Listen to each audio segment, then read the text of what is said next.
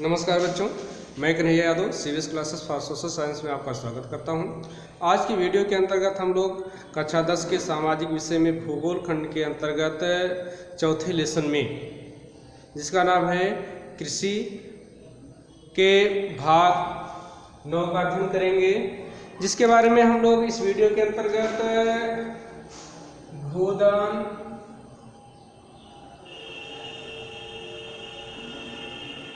ग्रामदान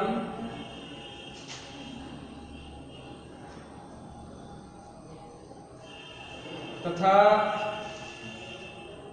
कृषि का राष्ट्रीय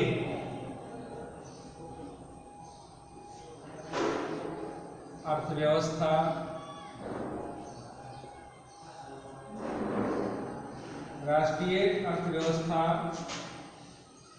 रोजगार व उत्पादन में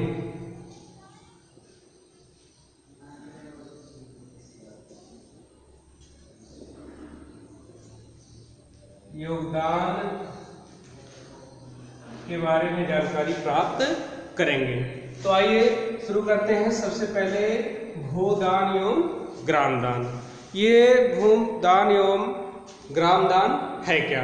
देखिए, महात्मा गांधी, जिसके बारे में आपको बताने की कोई ज़रूरत नहीं है, महात्मा गांधी से हर कोई परिचित है। महात्मा गांधी ग्राम स्वराज में विश्वास रखते थे। ग्राम स्वराज में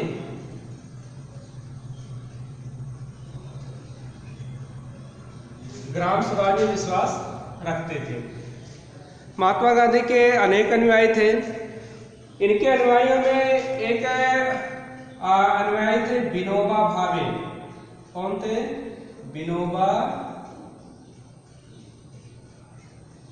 भावे।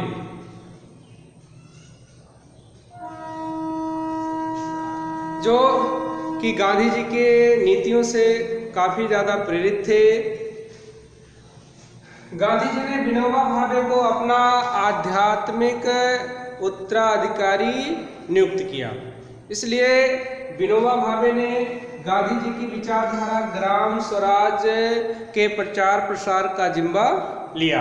गांधी जी के विचारधारा ग्राम स्वराज के प्रचार प्रसार का जिम्मा लिया और भारत के विभिन्न भागों में घूम घूम कर गांधी जी के ग्राम स्वराज का प्रचार करने लगे।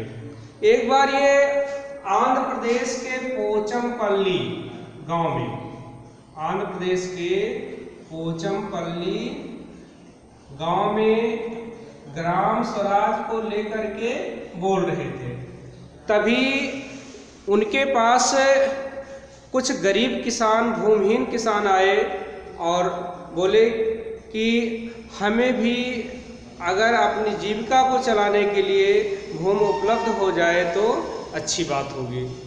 इस पर उस समय विनोबा भावे ने कोई वादा तो नहीं किया, भूमि देने का कोई वादा तो नहीं किया, पर इतना आश्वासन जरूर दिया कि अगर आप लोग सहकारी कृषि करने के लिए सहमत होते हैं या सहकारी तरीके से खेती करते हैं तो मैं भारत सरकार से आप लोगों के लिए भूमि उपलब्ध कराने की बात जरूर कहूँगा।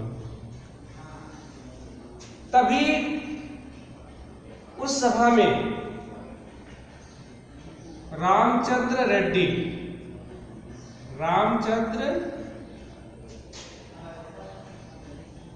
रेड्डी उठ खड़े हुए और उन्होंने 80 किसानों को 80 एकड़ भूमि दान देने को कहा। इस पर रामचंद्र रेड्डी के इस कृत्य को देख करके, सुन करके देश के अन्य भागों में भी लोगों ने भूमिहीन किसानों को भूमि दान करना शुरू किया।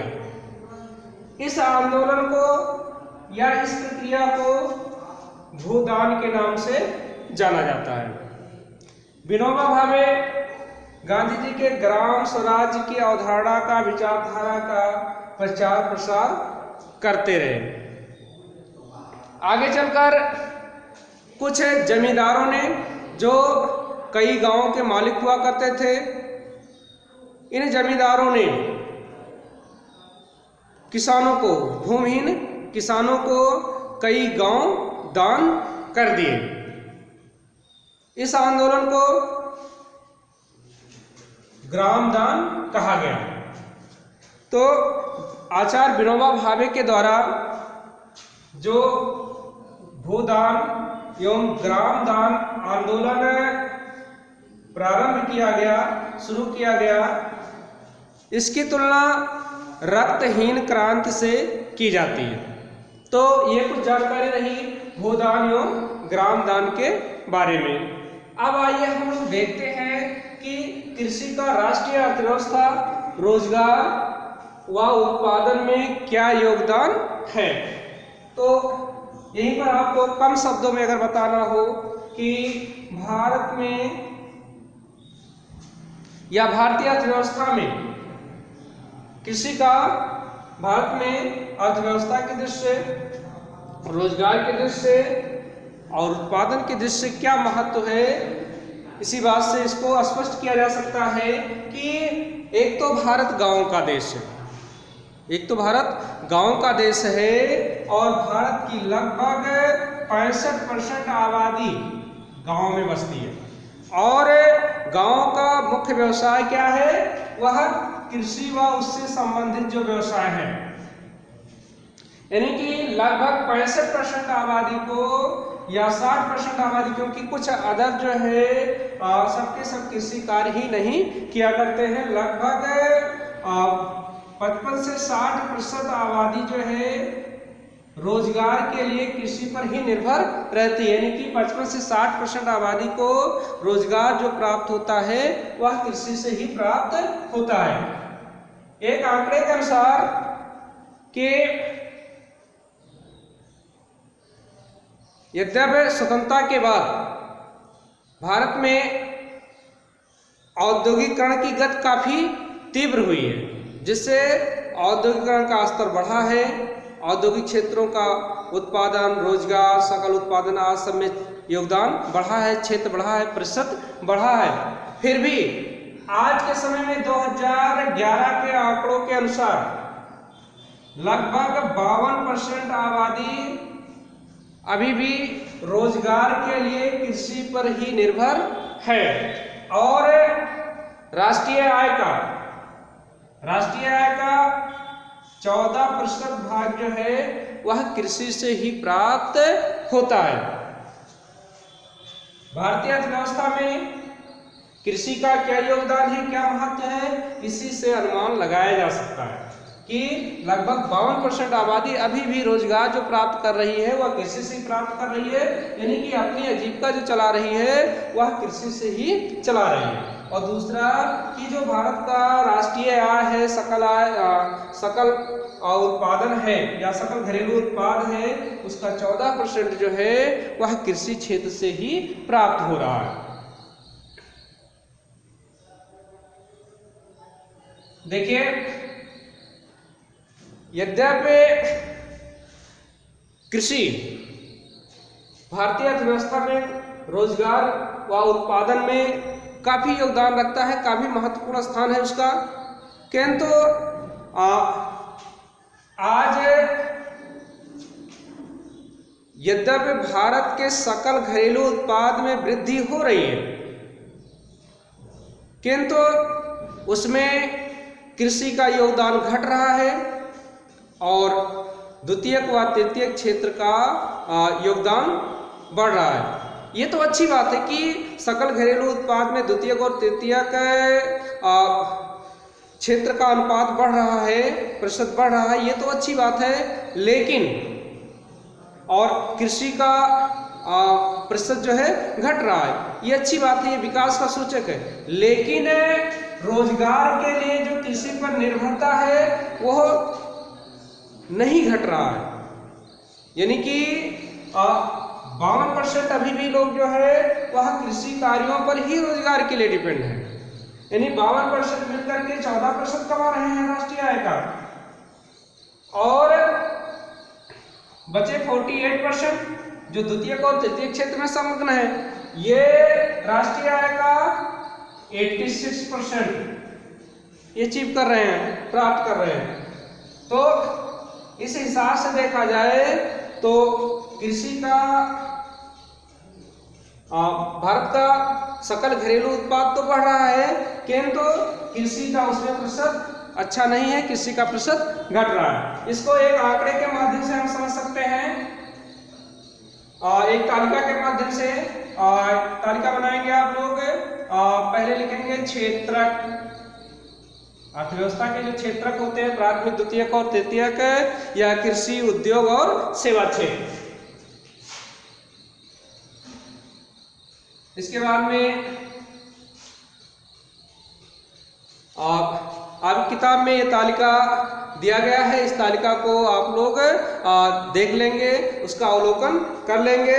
तालिका नंबर 4.1 है। तालिका नंबर कितना है? 4.1 है। इसका अवलोकन कर लेंगे।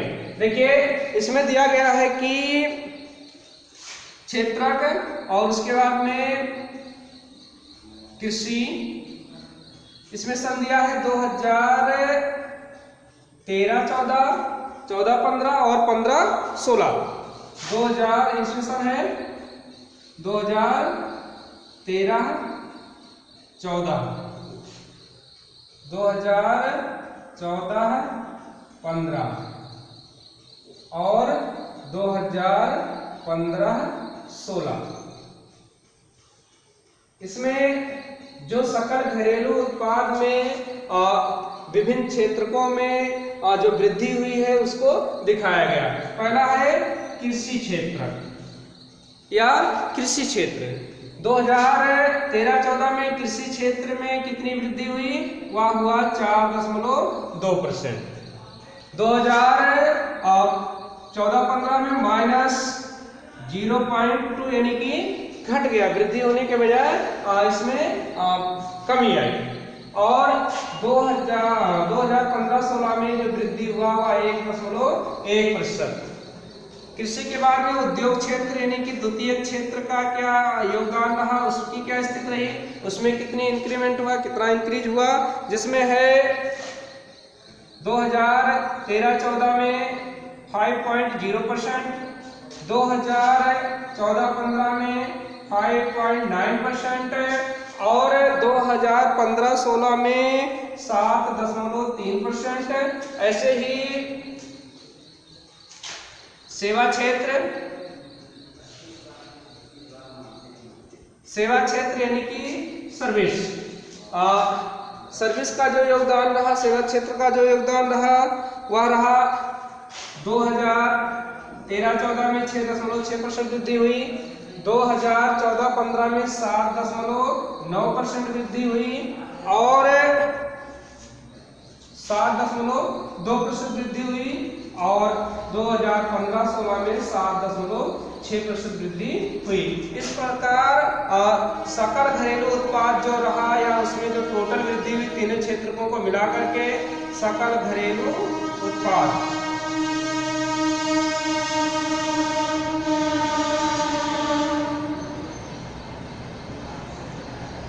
इसमें जो टोटल वृद्धि हुई वह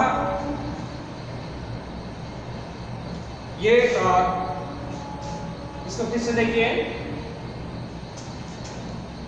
2013-14 में जो सेवा क्षेत्र में इंक्रीमेंट दर्ज किया गया वह था 7.8%, 2014-15 में 10.8% और 2015-16 में 9.2%।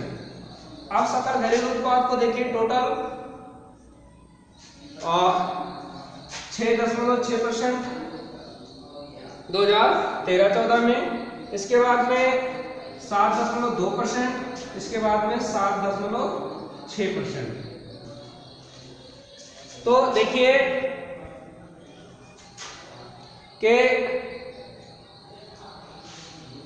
और क्षेत्रों में हर साल जैसे जैसे समय बीतता जा रहा है और क्षेत्रों में वृद्धि होती जा रही है। किंतु कृषि क्षेत्र में 14-15 में देखा जाए तो वृद्धि के बजाय कमी हुई, 15-16 में बहुत कम वृद्धि हुई।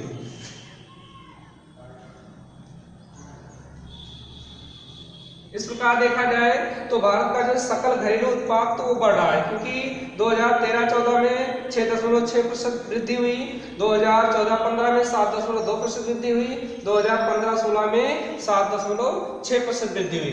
किंतु उस हिसाब से कृषि क्षेत्र में वृद्धि नहीं दर्ज की गई, जो कि चिंता का विषय है। इसके पीछे कई कारण हो सकते हैं। इसके पीछे कई कारण हो सकते हैं कि कृषि में तमाम अनिश्चितताएं हैं, जिससे और साथ ही साथ आज के समय में कृषि में सब्सिडी को खत्म किए जाने से खाद, उर्वरक, बीज आदि, कृषि यंत्र आदि में धीरे धीरे सब्सिडी को समाप्त किया जा रहा है, जिससे कृषि उत्पादन में लागत बढ़ रहा है, जिससे किसानों की आय प्रभावित हो रही है और बहुत से किसान जो है कृषि कार्य को छोड़ करके अन्य व्यवसायों में लग रहे हैं और बहुत से किसानों की आर्थिक दशा अच्छी नहीं है। वो दिनों दिन गरीब होते जा रहे हैं, सेठ, साहूकारों, बैंकों आदि के ऋण के तले दबे जा रहे हैं, जिससे बहुत से किसान जो है आज आत्महत्या कर रहे हैं। साथ ही कृषि जो है इस समय फायदे का व्यवसाय नहीं रह गया है, इसलिए ज़्यादातर किसान जो है अपने बच्चों को किसान बनाना नहीं चाहते हैं। अब अर्थव्यवस्था में, रोजगार में कृषि की महत्ता को देखते हुए भारत सरकार ने कृषि में सुधार के लिए कुछ कदम उठाए हैं, जैसे कि कृषि विश्वविद्यालयों की, कृषि महाविद्यालयों की स्थापना की गई है। इसके अलावा पशु प्रजनन केंद्रों की स्थापना की गई है। इसके अलावा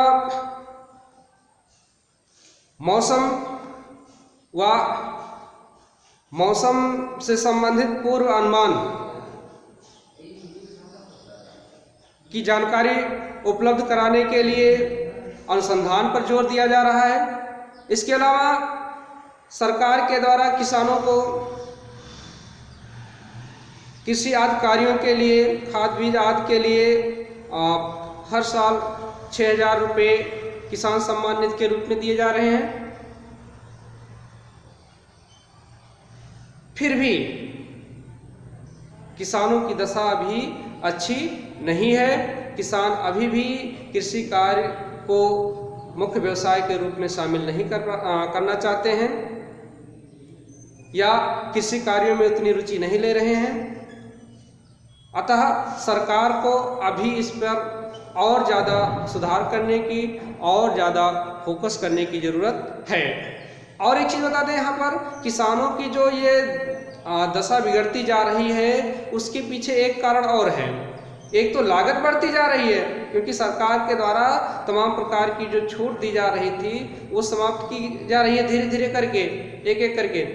और दूसरा कारण ये है कि आज जो है कृषि उत्पादों के आयात पर जो शुल्क लगाया जाता था, यानी कि जो दूसरे देश से कृषि उत्पाद अपने देश में आते हैं वो कम मात्रा में आए, कम संख्या में आए, जिससे जो अपने यहाँ के किसान हैं वो सुरक्षित रहें और उनकी फसलों का उन्हें अच्छा कीमत मिले। लेकिन कृषि उत्पादों के आयात पर आयात शुल्क घटाए जाने से दुनिया के ऐसे देशों से कृषि का आयात बढ़ा है जहां पर लागत कम है, जिससे भारतीय किसान जो है एक तो उससे प्रतिस्पर्धा नहीं कर पा रहे हैं और दूसरा कि उनको उनकी फसल का अच्छा कीमत नहीं मिल पा रहा, जिससे इनकी दशा दिनों दिन बिगड़ती जा रही है। जिससे भारतीय किसान जो है वो अपने बच्चों को किसान बनाना नहीं चाहते हैं और साथ ही लागत बढ़ने से किसान जो है उनकी बचत कम हो पा रही है, और बचत कम होने से उनके पास पूंजी कम रहती है कृषि कार्य करने के लिए नेक्स्ट टाइम, अगली टाइम। इसलिए वो सेठ, साहूकार, महाजनों, बैंक को आज से ऋण लेते हैं, और पर्याप्त उत्पादन न होने की वजह से, अच्छी कीमत ना मिल पाने की वजह से उनके पास बचत नहीं हो पाती है। बचत ना होने की वजह से वो ऋण आदि का भुगतान नहीं कर पाते हैं, जिससे वो मजबूरन बहुत से किसान आत्महत्या कर लेते हैं, या बहुत से किसान अपनी भूमि के टुकड़े को बेच देते हैं। आज की वीडियो में बस इतना ही, मिलते हैं कल की वीडियो में।